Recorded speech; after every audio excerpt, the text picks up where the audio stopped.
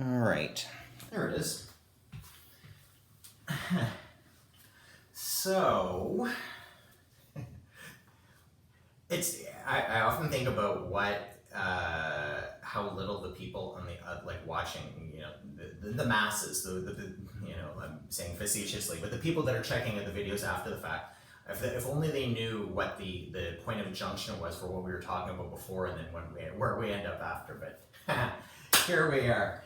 So today's practice is a little bit of a twofer in the sense that I've decided I'm gonna throw an initial body scan everyone's way. And look, body scans, it's funny you should have mentioned that, Larissa. They are a practice unto themselves, and they are certainly a wonderful practice. They need nothing else added. Like they're the cake and the icing, right? To my mind, and again, there's some people. It's funny actually, Larissa. You and I, in particular, were talking before we had even started, and talking about how different people come to yoga with different expectations. And I was commenting that there are many like hardcore asana people who just like love moving, but you ask them to sit still, and it's like it's really like you can almost see the fear actually in some classes. And I don't mean that in a like I'm enjoying it, it's like that it's a thing. And then you've got people who are more on the meditative side, and the idea of a sweaty yoga class involving a lot of movement, not so much. But I think that, where the heck was I going with this? How did I? Oh, that's what it was. Body scans. When I was training, like I kind of jumped from practicing yoga to beginning to train to teach yoga. Body scans divided our class of student teachers like no other topic. True, I mean, I think that would be fair to say. There were the people who loved it like no other, and the people who didn't actually talked about it being like something that was provoking or traumatizing. The idea of tuning into their own body, which on one level I get, on another level, as a full stop life solution, I'm no longer going to pay attention to my body, seems, I don't know, that's not exactly, that wouldn't be my play, but I get it. In any case, why are we going to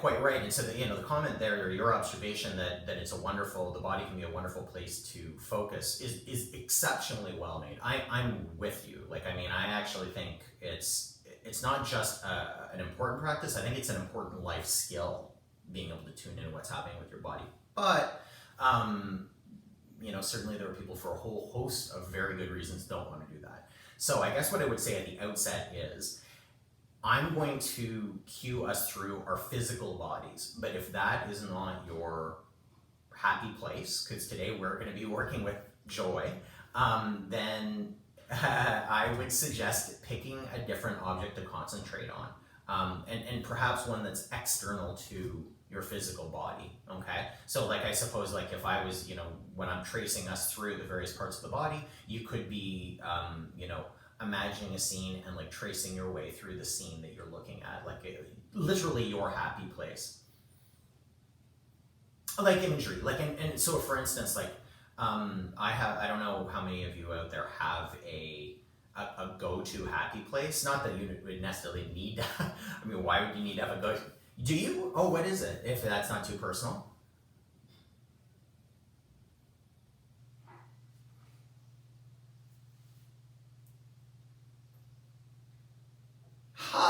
Wow, well that's interesting. You've integrated a person that's there too. So sitting on the beach with your grandmother, yeah.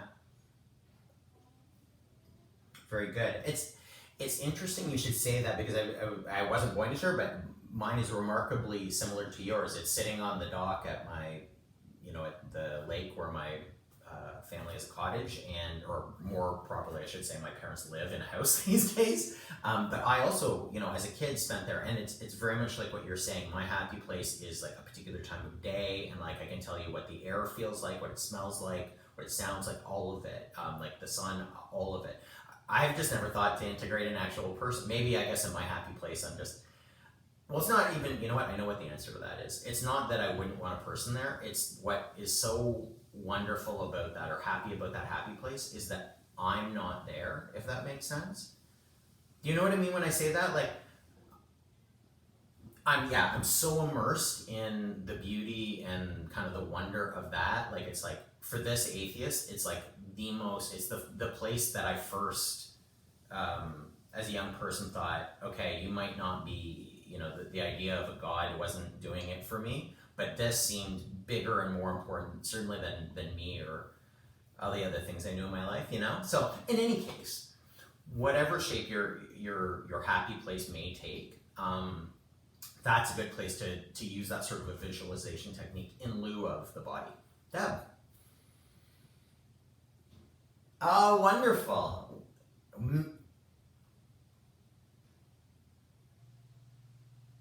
Okay.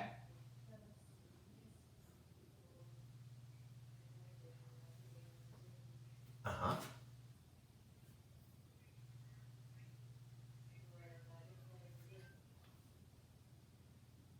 Amazing. That's a happy place. And see that, so that's completely, so is it okay for me to say that one as well?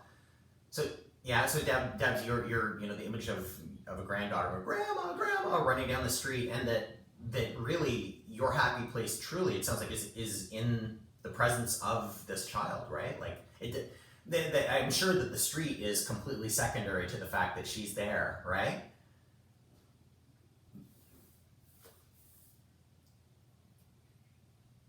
That's awesome. I think that's fantastic.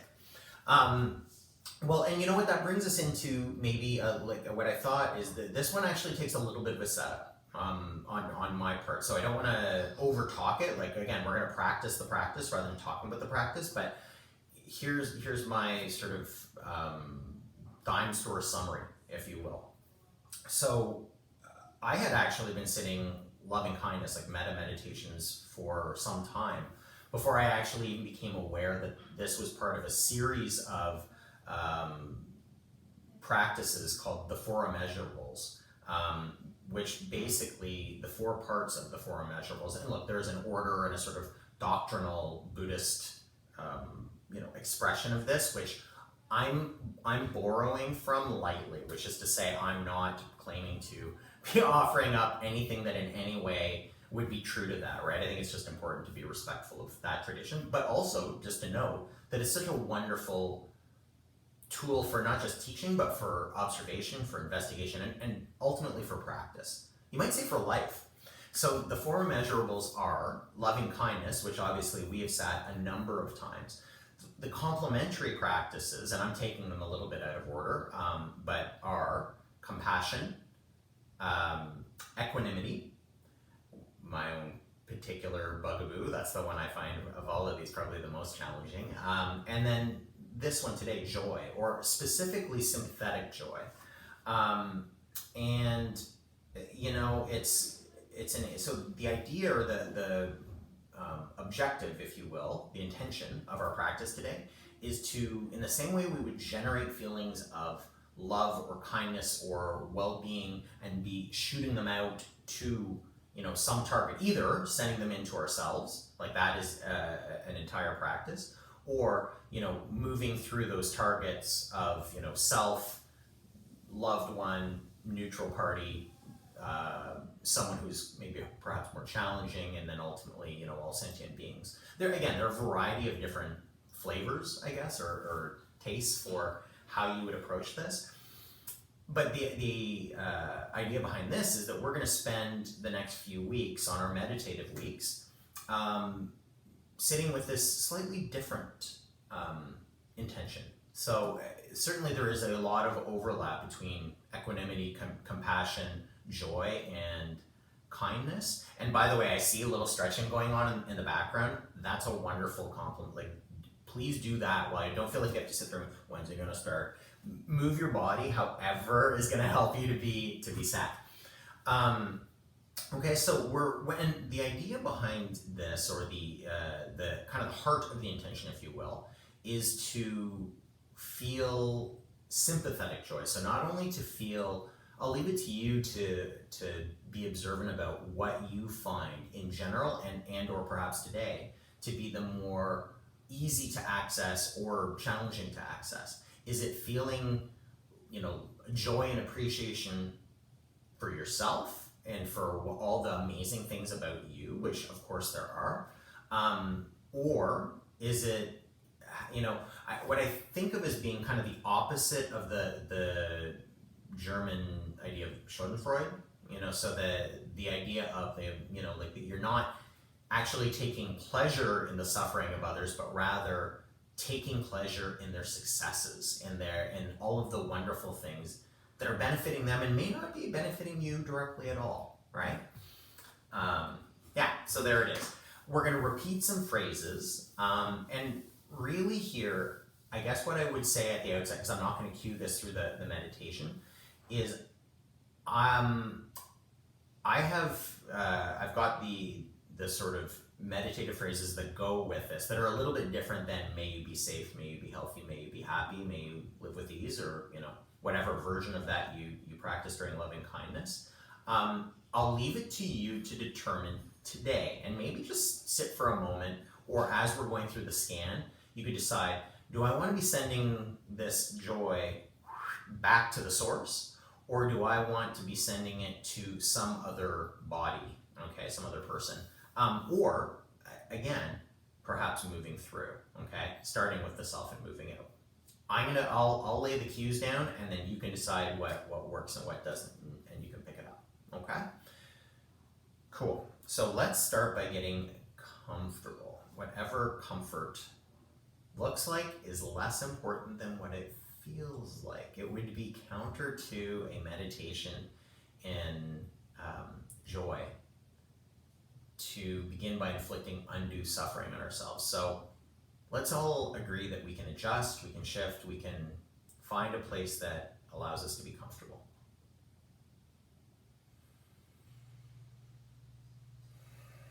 Take a breath or two just to arrive.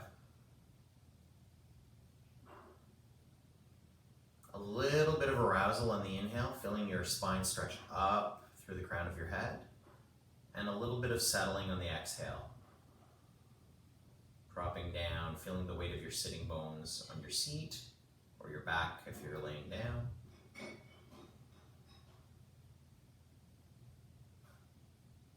And then starting at the crown of your head, just noticing the feeling of having a head. If your eyes are closed, what a wonderful opportunity to notice how you notice when you can't see. And bearing in mind that you can never actually see the top of your own head, ever. You can see an image of it, you can see a reflection in a mirror, but you can never see your head. So instead, let's resolve to just feel where our head is in space. And appreciate that it's there. And appreciate, perhaps, especially if you're prone to headaches, that it is pain-free if it's pain-free. Or that it's clear as opposed to cloudy.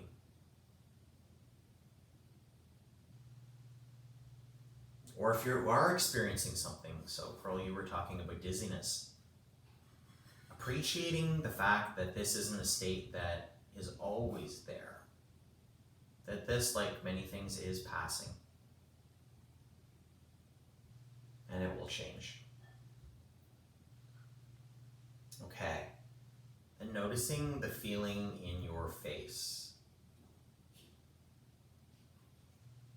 I can't feel my face? No, I can feel my face. Should be making hip-hop jokes. Okay, the feeling, the sensations of your cheeks, your lips, your eyes. Can you relax the muscles around your eyes and your mouth and your jaw?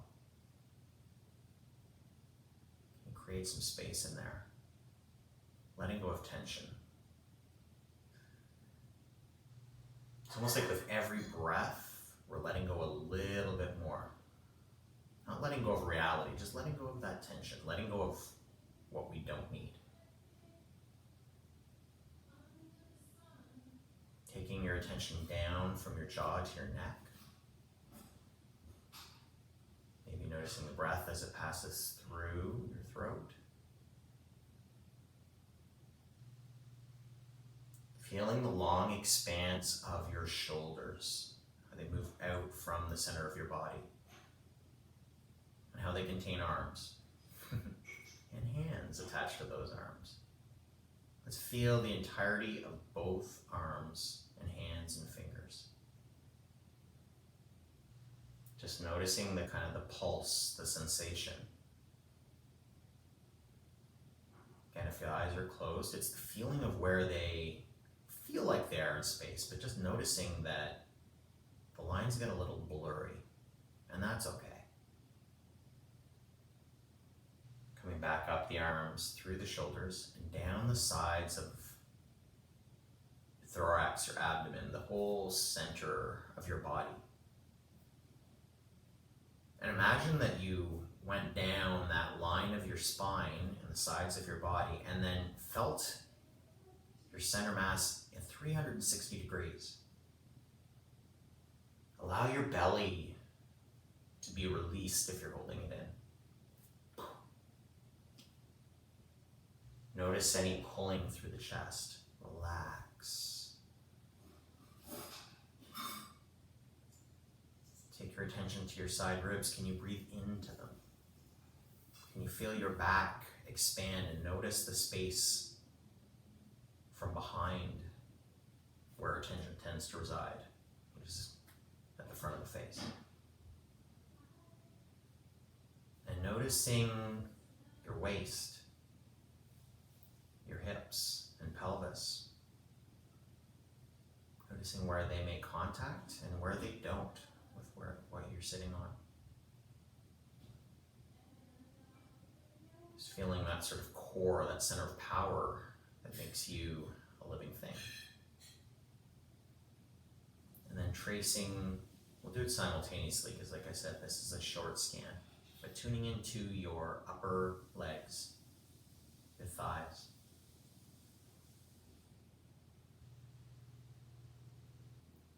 And tracking down into your knees. Celebrating that you have them. There's so many complaints, bad knee, bad shoulder. Not so bad, you've got them. Let's celebrate them. It's so easy to cast our bodies in a negative light.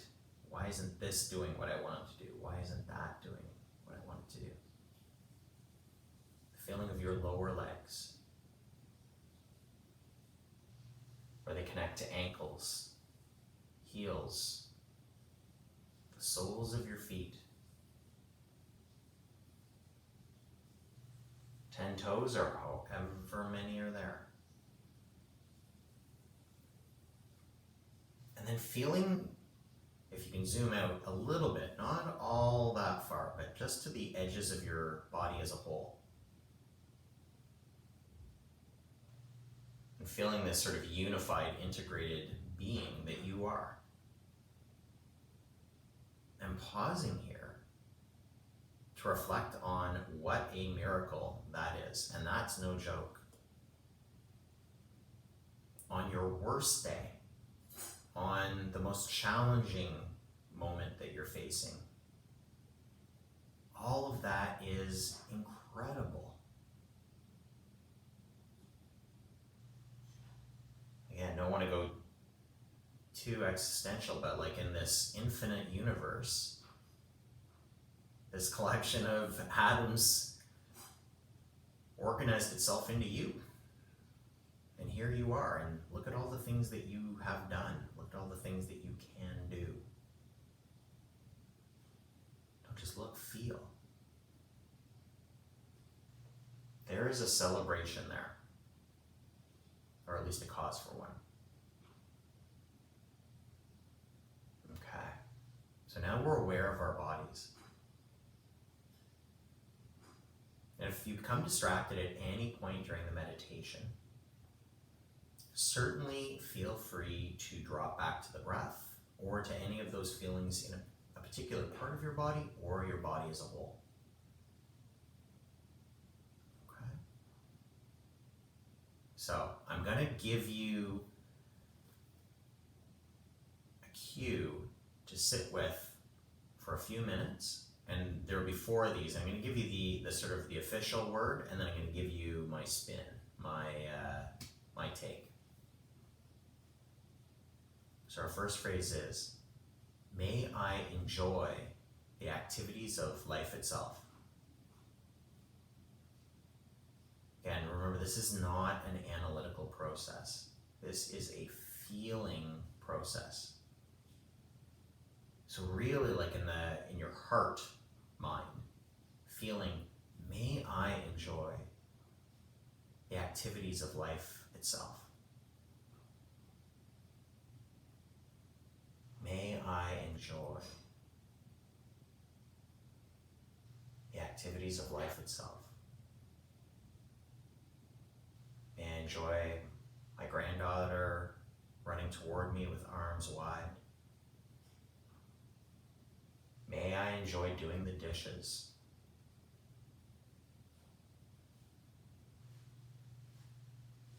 May I enjoy exploring and learning.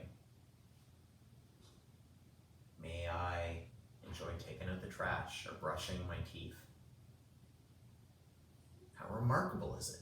We get to brush our teeth.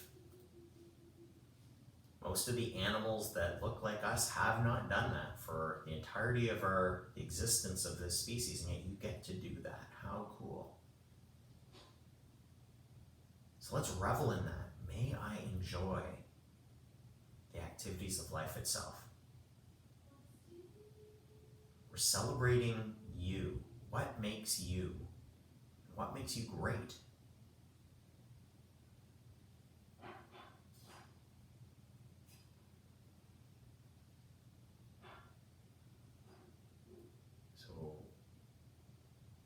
Resisting or beating up on yourself if you become distracted, but just noticing the tendency to drop into stories here, particularly with, I took you through a number of different points of reflection.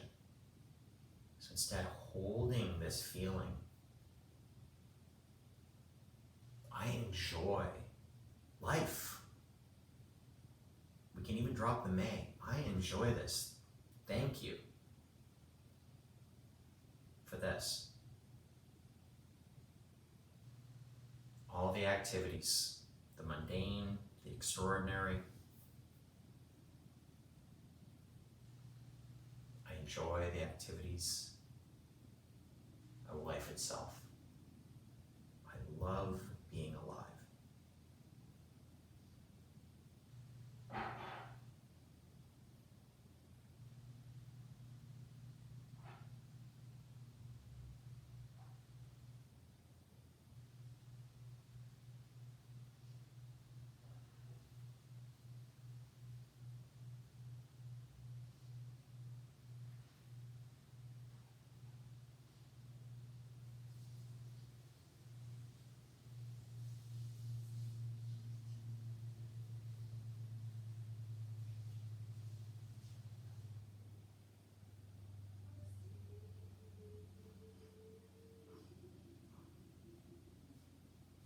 Thinking brain tries to disrupt the flow, tries to crash the party, if you will. Not just repeating, may I enjoy the activities of life itself, but also recognizing that there is potentially enjoyment in that tendency to judge, to complain, to wish things were other than they were. It's not a rationalization, it's just a different way of being. So let's celebrate that. You've got a brain, you're using it. You've got feelings, feel them.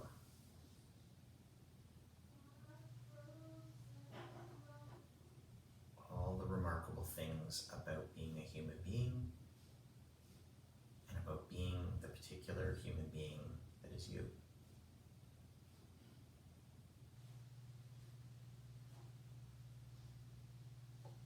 In your flesh and in your bones.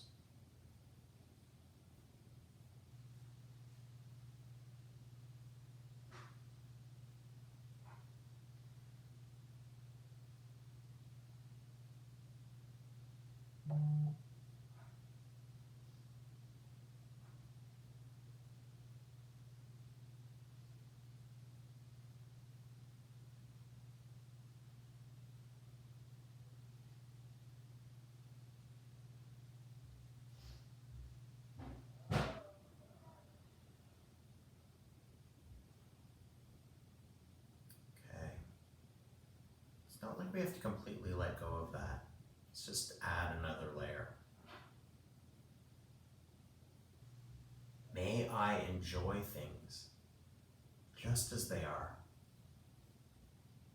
So here, this is my addition, it says, can you be in flow? Can you let go of self-consciousness, just setting it aside for a few moments and allowing yourself to rest in this awareness of being alive, of being aware, awareness of awareness.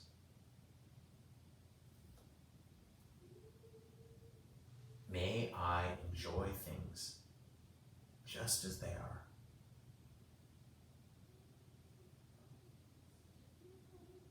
We're willing this into being. Again, the may can be dropped. I enjoy things just as they are. I love it. Give me more of this. I want another helping. May I enjoy? I enjoy things just as they are. Right here, right now, in the present.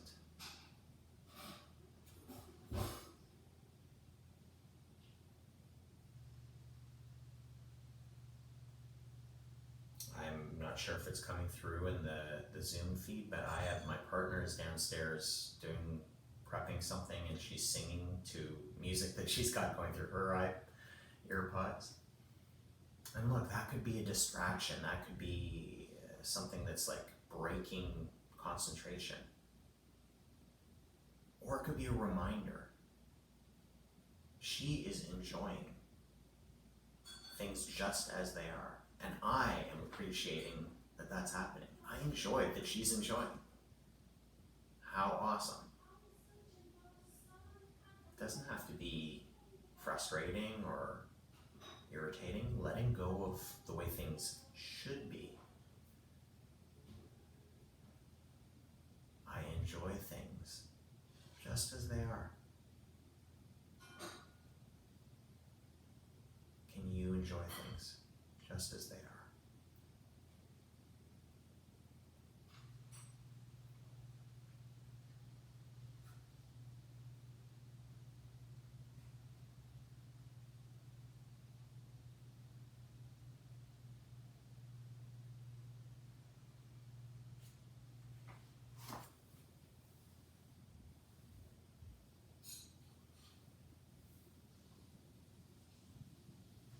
May I enjoy things just as they are.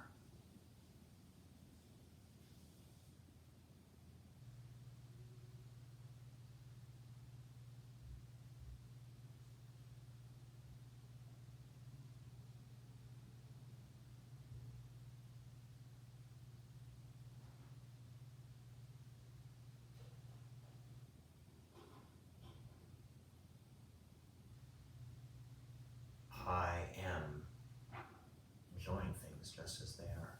I am enjoyment.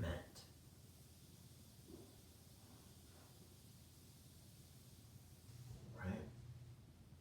When you step out and it's about that feeling of joy,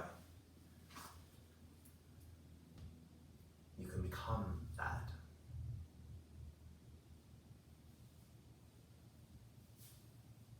Okay, let's move into our third. May I experience the world taking joy in all that I do. So our picture becomes a little bit bigger here, moving beyond the confines of our body. May I experience the world taking joy in all that I do.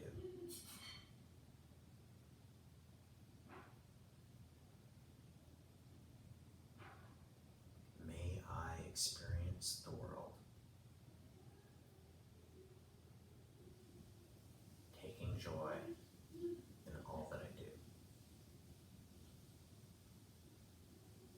I experience the world and feel joy that I get to do these things.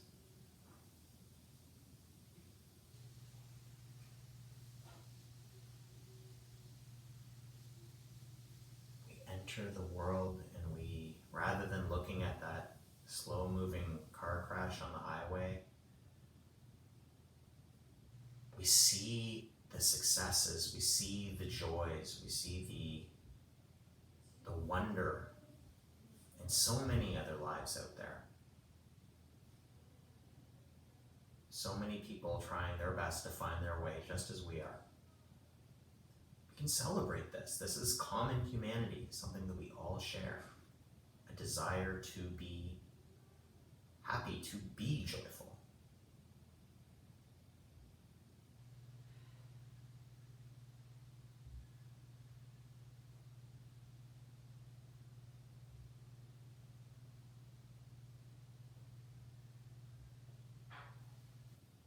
I experience the world taking joy in all that I do.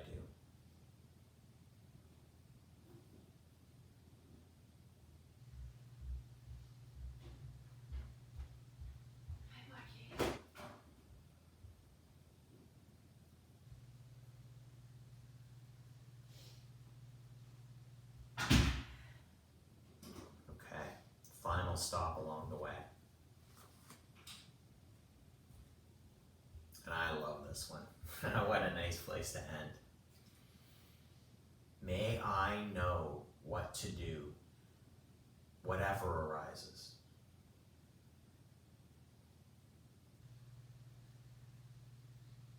May I know what to do, whatever arises. I know what to do, whatever arises, whatever life throws at me.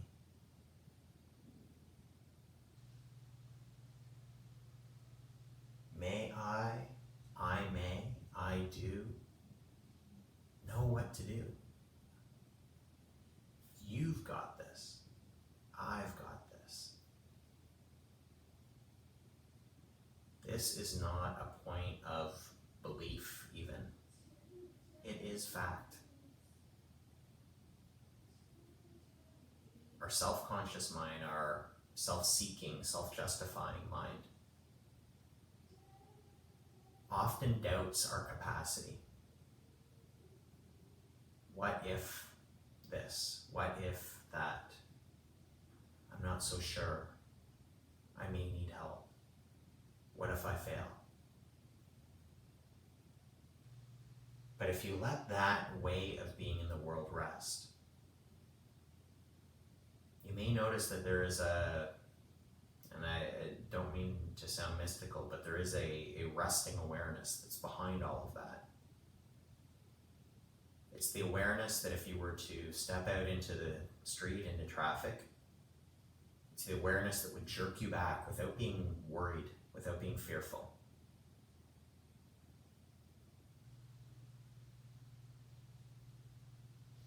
I know what to do. My body knows what to do. Whatever happens, whatever arises.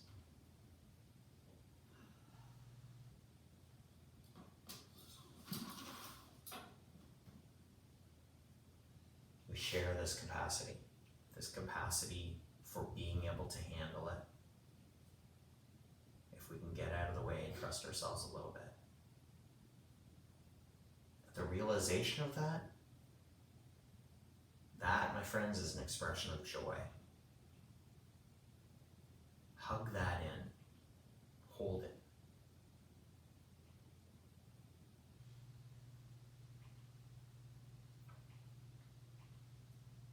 I know what to do.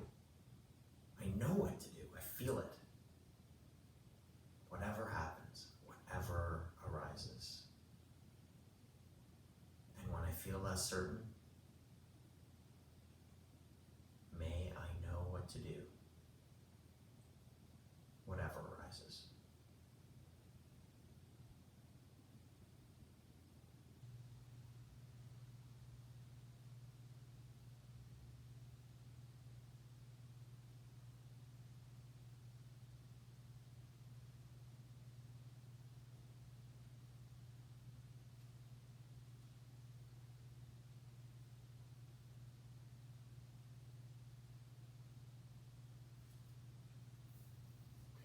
just before we conclude, let's bring it all full circle. I'm just going to repeat the four, since this is perhaps a newer practice, and so I think the repetition is never a bad thing in any case.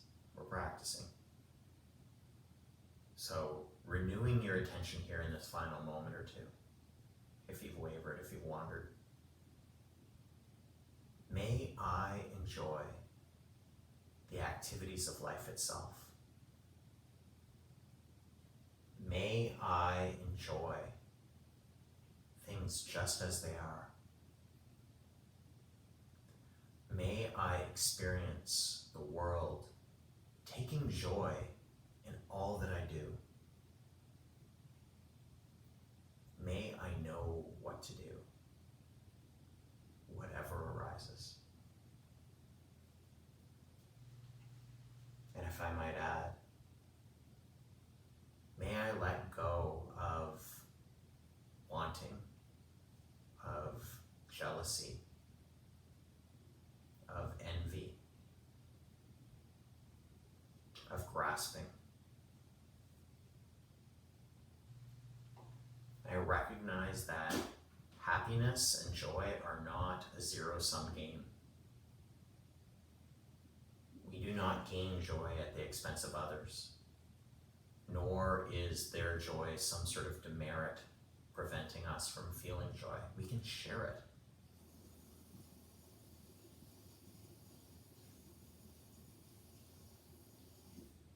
There's a multiplier effect. When we share in the joy of others, it increases. It doubles, if you will. And if they share in ours, samesies, same thing.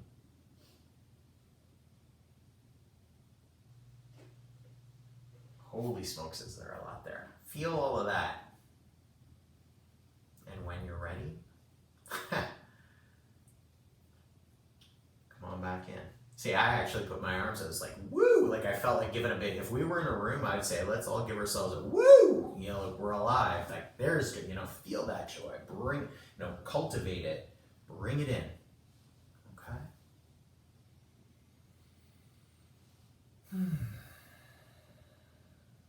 And then come on back. And hopefully not coming back to let then all the negative stuff rush back in, but yeah, there it is. Okay. So, how are we doing?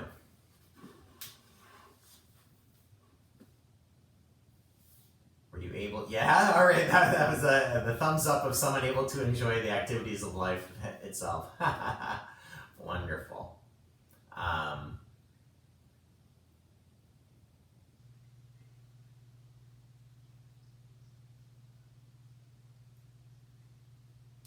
Totally. It's such a good point, Larissa. Two things. One, you are a super intelligent practitioner because that moment by moment, like calling an audible and making it work for you, irrespective of what cue I'm making, that's where it's at, right? And on a personal level, I should say, when I sit metta meditation or any of these different sort of varietals of the immeasurables, these days I'm very rare, I'm offering those cues as a way of contextualizing and giving a shape to our practice. But the truth of the matter is, when I sit this form of and these are all compassion practices, right? It's not word based. In fact, the words I'm sort of with you. You were saying that you go into visualization. For me, it's visualization or words bring me into stories. I tend to just go with base feeling. It's the actual physical sensations that I'm trying to generate of joy or what have you. So,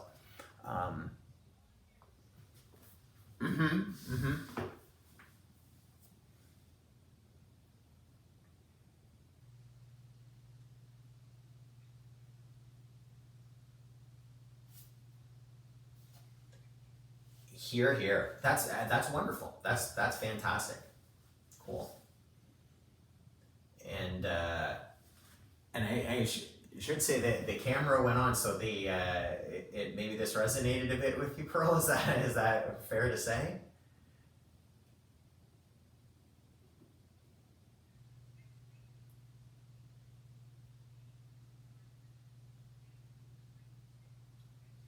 Oh, very nice. The,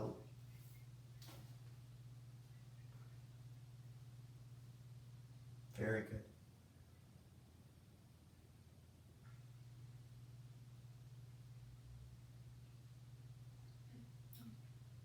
Absolutely. Yeah, I'm totally with you there for sure. And Deb, welcome back. Zoom kicked you out.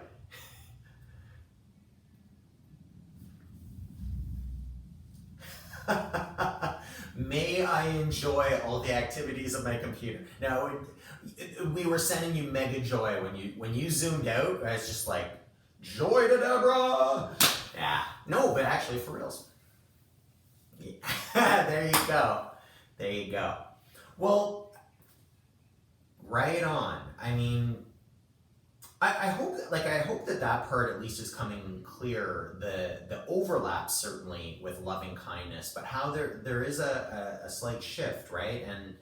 And we'll kind of go around the world, and I must say I am looking forward to, not that I'm not normally, but in particular that we're kind of exploring this series in this kind of more methodical way. So know that it's like to be continued. This is a very much a work in progress for us all. So.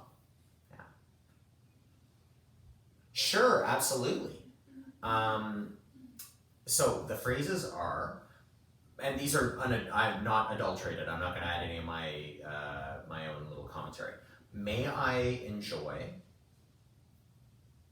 the activities of life itself.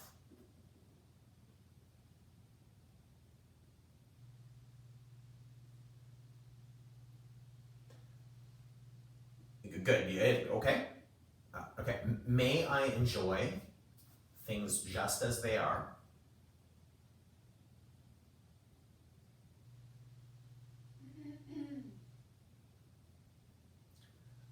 May I experience, this is the long one, may I experience the world taking joy in all that I do.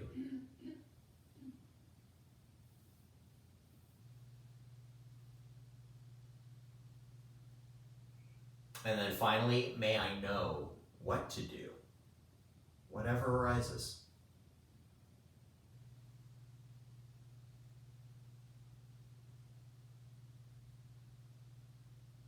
And like I say, those are the original statements. Like mine were roughly: celebrate yourself, what makes you great, be fully present and in flow, celebrate the successes of others, and embrace our common humanity and our common background capacity, that resting awareness. But hey, it's like it's kind of like what Larissa said. I think ultimately, whether it's those statements or your statements or a feeling or visualizations, if you get to that, like truly by the end of it, I mean, I'm not. This isn't like me drinking the Kool-Aid or trying to sell you a used car. But by the end of it, I genuinely felt I was like, when I wasn't put on to say like woo, like I mean, I really felt like rah rah rah, at the end. So anyway, there it is. But yeah, I hope that brings you joy. I'm just going to turn off the other camera here. Bye out there on the interweb.